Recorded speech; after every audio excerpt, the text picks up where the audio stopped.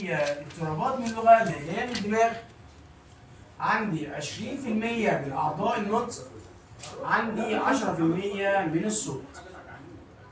ودي الحاجات اللي احنا هنبدا نتكلم عليها. انا عندي اللغه هي نظام رمز منطوق تم الاتفاق عليه بين افراد مين؟ المجتمع. واللغه ديت هي وسيله التواصل الاجتماعي بين افراد المجتمع، وليها مهاره اسمها مهارات استقباليه، هي قدره الفرد على فهم واستيعاب اللغه المنطوقه او المكتوبه. قدره الفرد على فهم واستيعاب اللغه المنطوقه والايه؟ والمكتوبه، او قدرتي على ايه؟ على تنفيذ الاوامر كمان. ان انا اقدر، انت لو تقولي لي اي امر من الاوامر هقدر ان انا ايه؟ انفذه، افهمه وابدا انفذه. كمان ان هنا قدره الفرد هنا على هات قلم، اديني قلم. ان في بعض الكلمات اللي انا بشتغل عليها في المهارات الاستقباليه، وهي كلمه هات، خد، امسك، اديني، وريني، فين، شاور.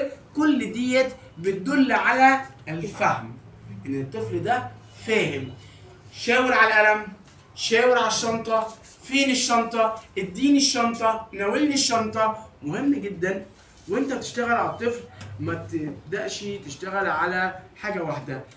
هات القلم مثلا، فكل ما تيجي تقول له هات تقول له ايه، او كل ما تقول له على حاجه تقول له ايه؟ هات هات هات. لو قلت له شاور مش هيعرف. شاور لا، يعني ايه؟ هات القلم، هات الموبايل، هات الشنطه، هات القطه، هات الميه، هات كذا. فهي كده اشتغلت على كلمه ايه؟ هات. لما اقول له فين الشنطه، شاور على الشنطه، اديني الشنطه، وريني الشنطه، الطفل هنا عنده ايه؟ وقف، مش هيعرف. خلاص؟ فمهم جدا انك انت بتنوع وانت بتستخدم مع الطفل. وعندي بعد كده عندي مهارات اسمها المهارات التعبيريه، وهي قدره الفرد على استخدام مين؟ اللغه المنطوقه والمكتوبه، لان احنا بنكتب كمان ايه؟ انت بتبدا تقول الكلمه في مخك وتبدا ايه؟ تستهجاها. خلاص كده؟ وقدره الفرد هنا على استخدام القواعد الايه؟ النحويه والصرف.